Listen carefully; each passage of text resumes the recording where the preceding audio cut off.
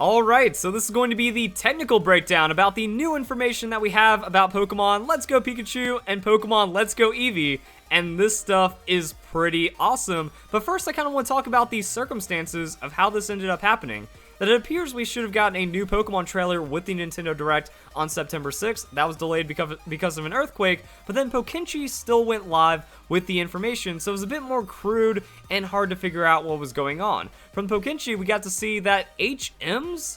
Question mark were being used because we see Cut outside of Vermilion City or outside of Lieutenant Surge's gym, then we see Surfing Pikachu, but actually it's something like a mix between HMs and Pokéride because your partner Pokemon knows secret techniques, and those are Cut, Surf, and Fly at this time. They don't take up a move slot, your partner Pokemon uses them, and we're good to go. Also, Eevee does it as well, so Surfing Eevee is kind of a thing. That's pretty neat. And then we get into exclusive moves, and this is all over the place, kind of wacky. Partner Pokemon can learn some exclusive moves that no other Pokemon can learn because it's going to be by your side throughout your journey. Partner needs some reliable moves, make sure it's ready to face any challenge. We see that on the Double Kick. Now that's not an exclusive move, but both Pikachu and Eevee are confirmed to have Double Kick right now for facing Brock. And then as we get into that later game, it looks like we're going to be able to have a more dynamic playstyle with the new moves that we receive. And then there's also unleashing powerful exclusive moves. So as you shower your partner with love, it'll sometimes send you a sign during battle. So we're seeing like borrowed features, but a little bit reduced. Like I was upset when the leak said powerful moves can be motion controlled unleashed with Joy-Cons. I was like, oh no, Z moves are coming back and Z moves are good. Like Z moves with Joy-Con, that's cool, that makes sense. But I don't want Z moves in a no item, no ability 151 meta where we already have Mega Evolutions. That's just gonna ruin all the beauty that we already have. Because mark my words, guys, it's gonna happen. Pokemon Let's Go Pikachu and Eevee is gonna have the best competitive scene since Generation 4, if not the best competitive scene of all time. Doesn't matter if you remove items and abilities, it's going to make it much more balanced because of all the like overtuned power creep garbage that we have with Generation 7 that started around Generation 5. It's going to be better because we're not going to be going for like this crazy... It's not going to be all the crazy stuff. It's going to be refined, and I like that a lot more. So going back to this, like, yeah, Z moves would ruin that, but it seems like it's going to be storyline only, I hope, and it's only going to be Pikachu or Eevee, so maybe even giving you a reason to use Pikachu and Eevee in competitive if this transfers over somehow. Wave your detached Joy-Con, and then it'll use special power. However, this power isn't super free OP. You actually have to engage. The higher friendship you have with this Pokemon through, like, doing little activities, the stronger the move will be. So it could be more rewarding in that regard. Partner may even respond with Sign if it's not the only one battling. If you respond, cheer on the Pokemon by boosting its stats. That's fancy. We're going to see how that plays out. But then I want to scroll down to Eevee here really quick, because Eevee is nuts. Eevee will also have Water type move it can learn, Bouncy Bubble. This move will heal Eevee for half the damage it deals to the opponents. What? Okay. That's pretty wild, but it also gets an Electric type move that will leave the opponent paralyzed after the move hits, and then make good use of the Fire type move, Sizzly Slide. So we already saw this with the Pokenchi, and a lot of weird things happen. That Magnemite got dropped down to 2 health. Like, if you do the damage calculations, which I'm just going to kind of show, because I already made the video, guys. I talked about this in the last one. I did a video breaking down Pokenchi, and then we got all the information in the trailer anyways, but this is kind of my analysis of that. So, Jinx Club. Here are the subtitles. Say, Eevee's special move will always inflict burn, and Pikachu's special move may inflict paralysis. So we're also going to talk about Pikachu's move, because it looks like Surf, but it's not Surf, so it's kind of not Surfing Pikachu, but kind of isn't, I don't know. But let's figure out this Eevee thing. So there's a lot of like weird things that are going on right here. First off, we don't really know what the move's base power is, but what people are saying, you know, it's kind of like a mix between Spark and Nuzzle. That a move like Spark, so around 65 base power, sounds about right for a level 30-ish Pokemon. So we're going to deal with it like that, but it also has kind of a similar effect to Nuzzle. Nuzzle, 100% chance, inflicts paralysis, so we kind of look at this like a Fire Nuzzle mixed with Spark.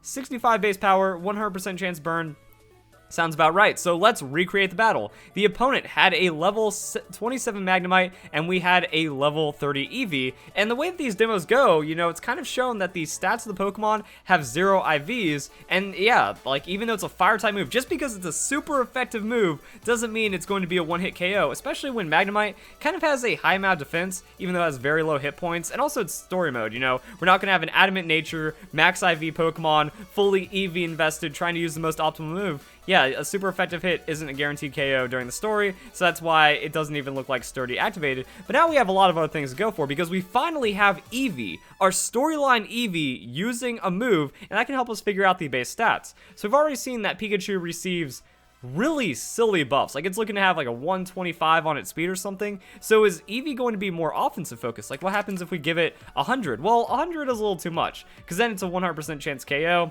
and that's kind of shown to not be the case. But does our Eevee actually fall into like an 85 or something? That seems plausible, that we just get that lucky damage roll to put Magnemite at 1 hit point.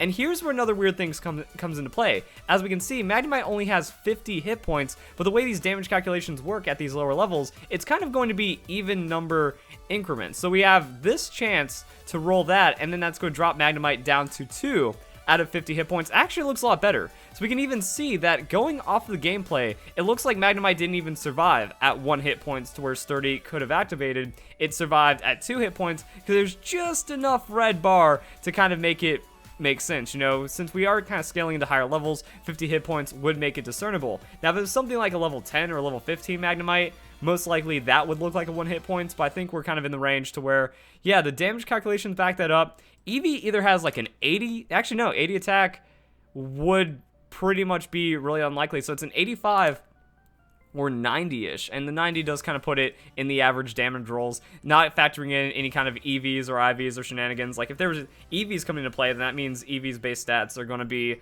a bit more interesting. But overall, this kind of looks like what happened, and it does make sense. Now, another thing about this super nerd is that a super nerd like this doesn't exist in Pokemon, as far as we know, so it seems to be a completely new trainer, and that's a weird thing about this. That some of the trainers from the demos, we've been able to pinpoint, we're like, hey, I know who you are, you have the same Pokemon, that's pretty cool. So we can identify these people, but then other trainers aren't really that way. We can even go to some of the other gameplay. So we have this right here, they went to Game Freak, they got to demo the game, we have Viridian Forest, I already covered, or not Viridian Forest, we have Vermilion City gameplay. I already covered this, it was a pretty awesome video. Leave a like for Derp Pidgeotto if you saw it.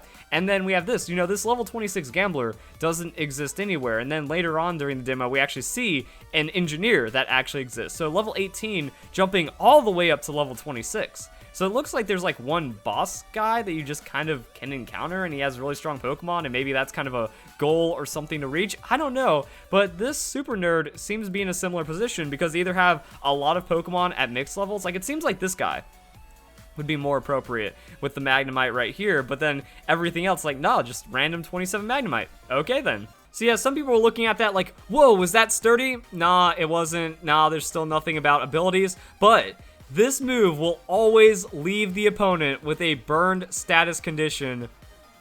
That's ridiculous. Now I'm wondering, now also these are exclusive moves, so my previous idea was like, hey, does this have anything to do with Jolteon, Flareon, or Vaporeon? Kind of. Since your partner Pokemon cannot evolve, you're stuck with Eevee, you're stuck with Pikachu, no Raichu, no evolutions. I guess it's nice that you do get that elemental coverage. Now I'm wondering if you only get to choose one move, or if you can learn all 3 at a time, or how there's going to be like a move relearner situation. Because this is kind of wild. Like, it seems like all these Pokemon are around the same level. Level 25 Charmeleon, level 27 Seaking, level 27 Magnemite, and I think from the trailer we can actually see our Eevee's level, which is showing us, like, does it learn all 3 of these at once? Do you have to choose which one you want to change up your dynamic playstyle depending on how it's going? And we can also see some differences, because Pikachu, it's already an electric type, so it gets water, no fire, apparently. And that's kind of going to be it. But this is ridiculous. Like, if this Eevee is actually usable competitive because it has a fire-type move with a 100% chance to burn and gets some kind of damage buff, you know, Eevee's looking to have 85, 90 attack. If it has a competitive speed and gets a buff to its defenses where it's not getting one-shot, that could be a weird thing to see. That it outspeeds like a sweeper, shuts it down on the burn while doing a good amount of damage, and then you can bring in Eevee as like a tank buster later. Also, sustain. You hit like a Rhydon with this, and then 4 times damage, and then you heal for half. this is going to be cool. I like this because one of the things that we see from the trailer is, personalize your adventure. Being able to do all of these things makes it super customizable, and that's what people want. This is not open world, but it gives you a more open world playstyle, that you're free to do what you want in kind of how you want your Eevee's moveset to look, how you want you to catch Pokemon, how you also want your interaction to go. So play with your partner Pokemon. All kinds of stuff right here. First off, that's a lot of fun, guys. So we saw this with Pokinchi, but it didn't click to me. 1, 2, 3, 4, 5, 6, 7, 8, 9 item slots. Actually, maybe even more. So we've already seen a couple of berries that you can use for catching your Pokemon throughout the demos and gameplay, but there's going to be more items. And again, that's customizing your playstyle. Which berries are you going to farm? Which ones are you going to receive? Which ones are going to help the Pokemon you're trying to catch? Which ones are you going to use for your partner Pokemon as well? I like that there's a lot of diversity. There's a lot of things you can mix and match here. And maybe some of these are craftable or creatable items. Maybe they're exclusive in some way, but very powerful. I think that's going to be pretty cool. And then we see this. From the Pokinchi gameplay, I wanted to know how this gifting worked and if they were actually giving us an item, but I don't even know. So this is cool. Looks like Pikachu has a present for you. First off, that's adorable. That's amazing. This reminds me of Heart Gold, Soul Silver because the following Pokemon, that's what people wanted, right? Pokemon following you, they have it. Overworld Pokemon, they have it. Like, Let's Go is going to be such an amazing game, but people are just hating on it for absolutely no reason at this point. And what's going to be hilarious is these games are going to come out, they're going to be amazing, but everyone's already doubled down on their hate. They're going to be too refusing to change their mind because they can't accept the facts these are going to be amazing Pokemon games. And this is the kind of gameplay I was waiting for. That there's no reason to not give Game Freak credit. That they already have everything else taken care of. And of course there's going to be more trailers, there's going to be more information. We already see this with the Kanto region because they're counting it down. We get to see Celadon City, Fuchsia's next, Saffron, then we get to see Blaine and in the post game. And if these leaks turn out to be true, these games have a lot left to show, and it's not just yellow version remade. It's not just the same old Kanto. There is definitely more than enough change to justify the price, justify Nintendo Switch, and adding Pokemon Go just makes this game more exciting and interesting because it's new gameplay that we haven't seen before, which is what the fans wanted. I just want to know what's wrapped up in that present. I want to know what cool items we can receive. So yeah, as you become closer, give you high fives, find gifts as you travel. I love it. And then the outfits and hairstyles. So, while playing with a partner, you can give a quick makeover by ruffling its hair using a touchscreen. Depending on your actions, the hairstyle changes.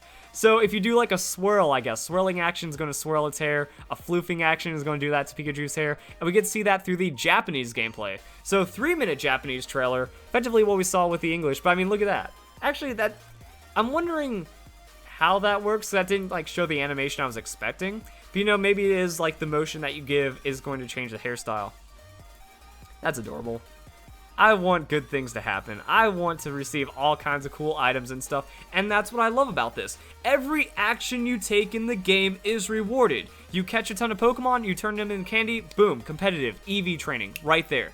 You play with your partner Pokemon, stronger moves, free items. You're following Pokemon, run into a bush, grab an item for you. There is going to be a lot of resource gathering and management, and I love it.